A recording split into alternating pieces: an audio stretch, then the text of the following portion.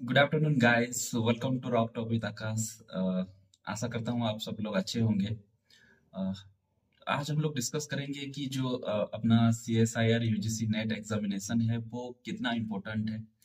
और उसका जो ऑनलाइन प्रोसेस है वो अभी स्टार्ट हो चुका है। मैंने आपको पहले ही अपने एक वीडियो में बोला था। और जो वो एग्जाम है वो एग्जाम इसमें क्या क्या चेंजेस अभी हुआ है उसके बारे में थोड़ा डिस्कस करेंगे। और गाइस, अब आप देख सकते हैं जब अभी जो जॉब सिनेरियो है इंडिया का अभी थोड़ा सा जियोलॉजी में खास करके तो थोड़ा सा आप देख सकते हैं कितना डाउन है। तो अभी ये एक बहुत अच्छा ऑप्शंस बनता है हर एक जियोलॉजी कैंडिडेट के लिए कि एक बार सीरियस होके ये जो एग्जाम है वो दे सके। और अभी आप जब जीएसआई के लिए प्रिपेयर कर ही रहे हैं तो आपका जो जियोलॉजी का बहुत कुछ सारा है वो कवर हो जाता है। तो आप ये एक बहुत अच्छा मौका होता है इस टाइम पे अगर आप एग्जाम दे सकते हैं तो बहुत अच्छा चांसेस होता है वो क्लियर होने का। तो और अभी जो रिसेंटली गवर्नमेंट ने कुछ कुछ रूल्स को चेंज भी किया है यूजीसी सीएसआईआर नेट को लेके, जिसमें वो तीन कैटेगरी में डिवाइड किए हैं। तो इसके बारे में हम लोग डिटेल में बात करेंगे। पहले तो हम इसके जो डेट्स है वो थोड़ा बात कर लेते हैं ताकि आपको इजी हो अप्लाई करने के लिए, आपके माइंड में रहे कि इसका जो डेट है वो कब तक है और आप कब उसको अप्लाई कर सकते हैं।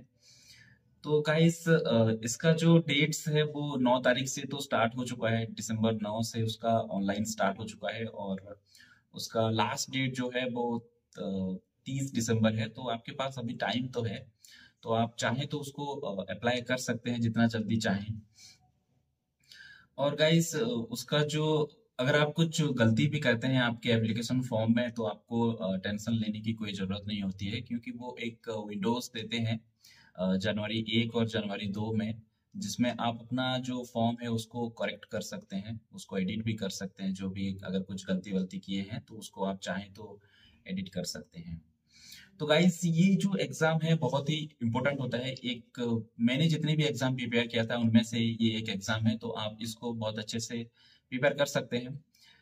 जैसे कि मैं आपको कह सकता हूँ कि जो नॉन जियोलॉजी पार्ट है, लाइक ओशेनोग्राफी हो गया और एक क्लाइमेटोलॉजी हो गया, तो आपको ढेर सारा ऑनलाइन कंटेंट मिल जाता है यूट्यूब में, जिससे आपका बेसिक फंडामेंटल से थोड़ा सा एडवांस भी क्लियर हो जाता है।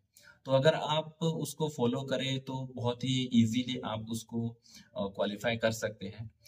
तो मेरे टाइम पे मैंने जो क्लाइमेटोलॉजी है उसके लिए टीके बिस्वाल सर का, प्रोफेसर टीके बिस्वाल फ्रॉम आईआईटी बॉम्बे, उनका बहुत सारा वीडियोस जो है क्लाइमेटोलॉजी में जितना भी है उनको थोड़ा डिटेल में देख लिया था। तो और अच्छे से रिवीजन भी हो गया था। उसके बाद गाइस, एक और प्रोफेसर हैं, professor Vikram Pratap Singh from IGNTU, वो डिपार्टमेंट ऑफ जियोलॉजी में हैं। तो उनका भी वीडियो अगर आप देख सकते हैं, उनका भी यूट्यूब चैनल है एक, वो उसका मैं लिंक अगर आपको हो पाएगा तो मैं आपको दे दूंगा। तो आप अगर उनका भी वीडियो देखेंगे तो आपका जो है ओसेनोग्राफी को लेके हो गया और जियोलॉजी के कुछ कुछ एनवायरमेंटल साइंस ऐसे जो कुछ क्वेश्चंस आते हैं, तो वो सब आपका बहुत अच्छा कवर हो सकता है उनके वीडियोस में से। तो उनका भी वीडियो आप बार बार देख सकते हैं। टीके विश्वल सर का जो वीडियोस है क्लाइमेटोलॉजी में उसको भी आप बार बार देख सकते हैं। और मैं देखूंगा कि अगर हो सकता है तो मैं एक ड्राइव लिंक दे दूंगा, वहां से आपको कुछ कुछ नोट्स वगैरह जो है वो मिल जाएगा, तो उससे आपका प्रिपरेशन जो है इजीली हो सकता है।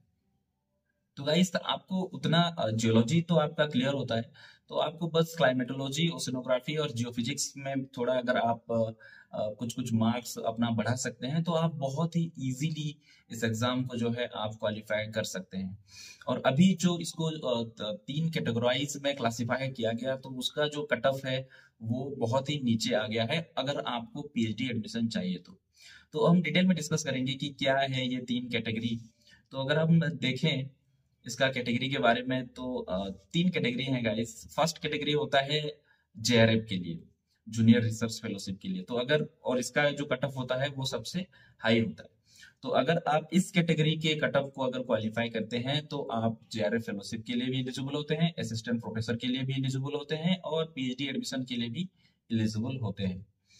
और जो कैटेगरी 2 होता है गाइस, उसमें उसकी कट ऑफ को अगर आप क्वालिफाई करते हैं तो आप पीएचडी एडमिशन के लिए भी एलिजिबल होते हैं बिना फेलोशिप के, और असिस्टेंट प्रोफेसर के लिए भी क्वालिफाई करते हैं। और ये जो असिस्टेंट प्रोफेसर का जो क्वालिफिकेशन होता है वो लाइफ टाइम होता है, तो अगर आप एक बार इसको क्वालिफाई कर देते हैं तो आपका हो जाता है। देन जो थर्ड कैटेगरी होता है गाइस, वो उसका कटअप जो होता है वो बहुत ही कम जाता है। और जो उसका वैलिडिटी बस होता है कि आप पीएचडी में एडमिशन कर सकते हैं बिना फेलोशिप के। आपका असिस्टेंट प्रोफेसर का भी एलिजिबिलिटी नहीं होता है, बस आप पीएचडी एडमिशन करते हैं। और उसका जो कट ऑफ है, उसका जो थर्ड कैटेगरी मैंने बोला, उसका जो कट ऑफ है वो बहुत ही कम जाता है। वो जनरल के लिए 33% जाता है। 33% मतलब 100% से 33%। तो अगर आपको मार्क्स जानना है कितने मार्क्स से क्वालिफाई करते हैं, तो उसको मल्टीप्लाई बाय 2 कर सकते हैं। तो 33% जनरल का, ईडब्ल्यूएस का, ओबीसी का होता है, और 25% ST, SC and PWD candidate का होता है। तो बस अगर आप 50 मार्क्स लाते हैं 200 में से, फुल मार्क जो होते हैं इसका 200 मार्क्स होते हैं, तो अगर आप 50 मार्क लाते हैं 200 में से, तो आपको पीएचडी एडमिशन मिल सकता है, लेकिन आपको फेलोशिप नहीं मिलेगा। लेकिन हाँ, आपको जो वेटेज मिलेगा कि इंटरव्यू के लिए आप सिलेक्ट हो सकते हैं, और आपका सिलेक्शन का चांसेस जो है वो बढ़ सकता है। लेकिन अगर आप कैटेगरी 2 में क्वालिफाई करते हैं, तो उसमें आपको पीएचडी एडमिशन भी मिलता है, फेलोशिप नहीं मिलता है, और असिस्टेंट प्रोफेसर के लिए भी आप एलिजिबल हो जाते हैं। तो सबसे अच्छा तो मैं कहूंगा आपको कि आप जेआरएफ के लिए क्वालिफाई करें, जो कैटेगरी 1 में जाता है, जिसमें आपका सारा क्लियर हो जाता है। मतलब जेआरएफ आपको फेलोशिप भी मिल सकता है, आपका असिस्टेंट प्रोफेसर में भी हो सकता है, और आपका पीएचडी एडमिशन आप अगर चाहे बिना फेलोशिप के करने के लिए, ऐसा तो कोई चाहता है नहीं, पर उसके लिए भी आपका हो सकता है। तो गाइस, आप इस एंट्रेंस को जो है बहुत अच्छी तरीके से एक बार जस्ट सीरियसली देखिए, क्योंकि अभी जो है इन इन एग्जामों का मतलब सीएसआई नेट में भी बहुत सारा वैकेंसीज है। मतलब अभी प्रोजेक्ट एसोसिएट का हो गया, प्रोजेक्ट साइंटिस्ट का हो गया, तो इनमें से बहुत सारे अभी वैकेंसीज आ रहे हैं। तो आप अगर चाहें तो इन चीजों में जो है, रिसर्च में हो गया, एंगेज हो सकते हैं। ये एक बहुत अच्छा अपॉर्चुनिटी होती है आपके लिए, आपको एंगेज रखने के लिए। तो गाइस, अगर हम जियोलॉजी की बात करें, तो जियोलॉजी में 3 पार्ट होते हैं, पार्ट ए, पार्ट बी और पार्ट सी। तो पार्ट ए जो होता है उसमें 20 क्वेश्चन होते हैं, आपको मात्र 15 क्वेश्चन करने होते हैं। पार्ट बी जो होता है उसमें 50 क्वेश्चन होते हैं, और आपको उनमें से 35 क्वेश्चन करना होता है। और पार्ट सी जो होता है, जिसमें हाईएस्ट मार्क होता है, एक क्वेश्चन का आपको 4 मार्क मिलता है, उसमें 80 क्वेश्चन होते हैं, और आपको मात्र 25 क्वेश्चन करने होते हैं। तो गाइस, बहुत कम क्वेश्चन करना होता है आपको रियलिटी में, और बहुत सारे ऑप्शंस होते हैं। तो पार्ट सी में अगर आप देखें, तो वहां पे आपको जियोलॉजी, जियोफिजिक्स, ओशेनोग्राफी, क्लाइमेटोलॉजी और कुछ कुछ एनवायरमेंटल साइंस से भी कुछ कुछ क्वेश्चंस आते हैं। तो आप जो है, आप बहुत ही चूजी हो सकते हैं कि आप क्या क्या पढ़ना चाहते हैं, क्योंकि आपको इनमें से बस 25 क्वेश्चन करना होता है। लेकिन आप 25 क्वेश्चन बहुत मुश्किल होता है करना गाइस। तो आप एक टारगेट लेके चल सकते हैं कि जियोलॉजी, ओशेनोग्राफी, क्लाइमेटोलॉजी और जियोफिजिक्स से मुझे मिनिमम 15 क्वेश्चन हो गया, या मान लीजिए 17-18 क्वेश्चन हो गया। अगर आप उतना भी क्वेश्चन कर रहे हैं तो उसका 4 मार्क होता है। तो आपको जो है ये पार्ट सी सेक्शन जो है बहुत अच्छी तरीके से क्वालिफाई करने में मदद करता है। और गाइस, आपका अगर एक बार अगर आपका असिस्टेंट प्रोफेसर का वो सर्टिफिकेट नेट क्वालिफाई अगर हो जाता है, तो आपको बहुत अच्छा मौका मिलता है, क्योंकि अभी यूजीसी गाइडलाइन के हिसाब से बहुत सारे यूनिवर्सिटीज में जो है जो वैकेंसीज आने वाले हैं, प्रोफेसर की, असिस्टेंट प्रोफेसर की हो गया, या कॉलेज लेवल लेक्चरर की। तो इसमें जो है ये सब असिस्टेंट प्रोफेसर का जो है ये सब मैंडेटरी होने वाला है। तो गाइस, आप एक बार अगर क्लियर करते हैं ये एग्जाम, तो आपके लिए एक बहुत अच्छा अपॉर्चुनिटी खुल सकता है। और हाँ, आप पीएचडी के लिए भी एडमिशन कर सकते हैं। बहुत ही कम कट ऑफ जा रहा है, आप देख सकते हैं 33%, मतलब उसका 66 मार्क लाने हैं आपको 200 में से। तो अगर आप पार्ट ए में 10 क्वेश्चन कर लेते हैं तो आपका 20 मार्क हो जाता है। पार्ट बी में 10 क्वेश्चन कर लेते हैं तो आपका और 20 मार्क हो जाता है, 40 मार्क हो जाता है। और आप अगर पार्ट सी में से जस्ट मतलब 5 या 10 क्वेश्चन कर लेते हैं, तो आप ये एग्जाम जो है क्वालिफाई कर लेते हैं, बस पीएचडी के लिए। लेकिन अगर आपको असिस्टेंट प्रोफेसर के लिए करना है और जूनियर रिसर्च फेलोशिप के लिए करना है, तो आपको थोड़ा मेहनत और करना होता है इसमें। तो गाइस, ये बहुत अच्छा अपॉर्चुनिटी है आप लोगों के लिए। आप देख सकते हैं इस एग्जाम को अच्छे से, क्योंकि आपका अभी जियोलॉजी पार्ट जो है वो लगभग क्लियर होगा, तो ये आपको बहुत हेल्प करता है। तो गाइस अगर हम नेक्स्ट ईयर की जो असिस्टेंट प्रोफेसर की एलिजिबिलिटी जो कटअप था उसके बारे में अगर डिस्कस करें, तो मैं परसेंटेज बोलूंगा, आप उसका मार्क खुद कन्वर्ट कर सकते हैं मल्टीप्लाई बाय 2 करके। तो जनरल के लिए ये कटअप था लगभग 51.25।